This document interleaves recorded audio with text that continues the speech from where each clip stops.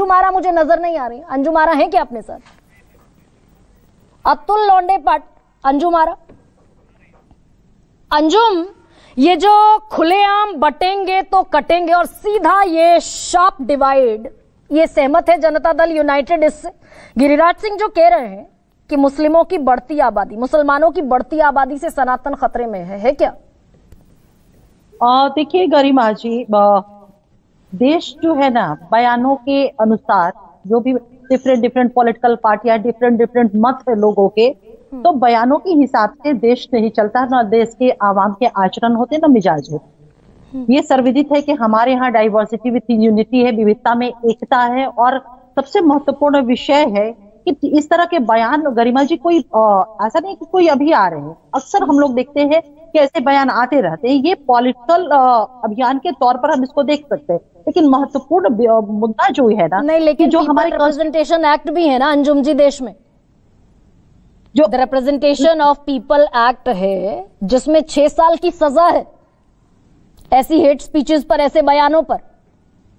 निश्चित रूप से गरिमा जी, वही उसी बात पर मैं आ रही थी कि देखिए महत्वपूर्ण मुद्दा यह है कि जो हमारे देश का संविधान की प्रस्तावना है, उसकी जो मेन स्पिरिट है, उसकी रक्षा होनी चाहिए। और मुझे लगता है कि बटने और कटने और सटने से ज्यादा महत्वपूर्ण है कि हम ये संविधान जो है हमें जुड़ कर करके, एक हो करके रहने की शिक्षा देता है, तब ये और देश ये जो गिरिराज सिंह कह रहे हैं अंजुम आरा, इस पर कहिए कुछ। गरिमा जी देखिए, आदरणीय गिरिराज सिंह जी का जो बयान है वो निश्चित रूप से उनका व्यक्तिगत बयान है, लेकिन मैं ये जरूर कहूंगी, ये वही मुल्क है, ये वो देश है जहां पर राधा रानी की चुनरी सलमा बेगम सीती है, और जहां पर रफी साहब रघुपति राघव गाते हैं, और जहां रसखान जो है कान्हा की महिमा करते हैं। तो ये बात, और ये बात आप अपने मंत्रिमंडल में बैठे हुए लोगों को, विजय सिन्हा को, और केंद्र में जिनके साथ आप मंत्रिमंडल में बैठे हैं उनको, उनके कुछ और चेहरों को, हिमंता बिस्वा को, योगी आदित्यनाथ को नहीं समझा पा रहे? गरिमा जी, हम डिफरेंट पॉलिटिकल पार्टियों से हैं, तो स्वाभाविक है कि हमारे सिद्धांत निश्चित रूप से एक कॉमन मिनिमम प्रोग्राम के तहत हमारी सरकार है, केंद्र में एक आदरणीय मोदी जी के नेतृत्व में हम डिफरेंट पॉलिटिकल पार्टियों से हैं, हमारे अपने अपने सिद्धांत हैं। और अभी गुरु भाई ने कहा ना कि उनके अपने निजी बयान है। हमारे बिहार के माननीय जी, ये बड़ा कमाल का अस्त्र है क्या? जो व्यक्ति देश के संविधान की शपथ लेकर सबसे बड़े दरबार में, संसद में बैठा हो, कैबिनेट में बैठा हो, वो निजी बयान देगा?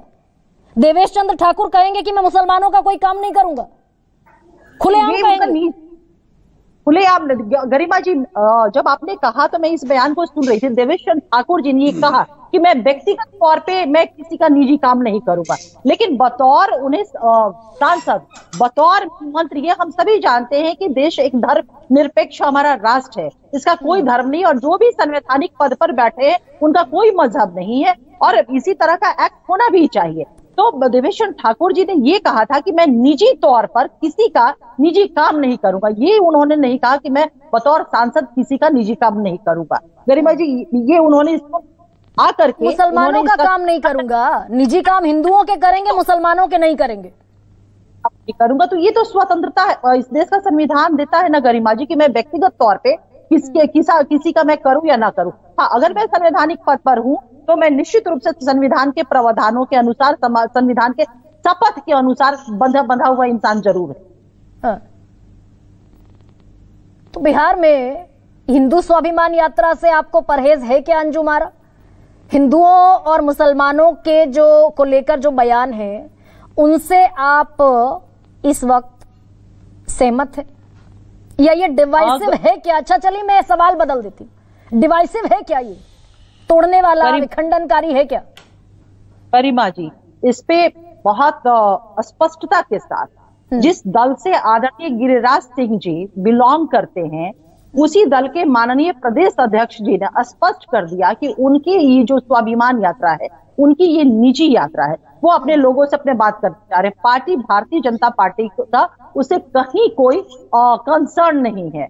तो गरिमा जी तो स्पष्ट कि उनकी निजी यात्रा के साथ खड़े हैं बिहार में तो अलग कर लेंगे, उत्तर प्रदेश में किसी की जरूरत नहीं है तो खुलेआम बटेंगे तो कटेंगे, घुसपैठिया, मुसलमान, ये होगा। देश का कस्टोडियन कौन है? संविधान है। संविधान इस देश का कस्टोडियन है, एक 140 करोड़ आवाम की कस्टोडियन संविधान है, और संविधान से बढ़कर के कुछ भी नहीं है इस मुल्क में।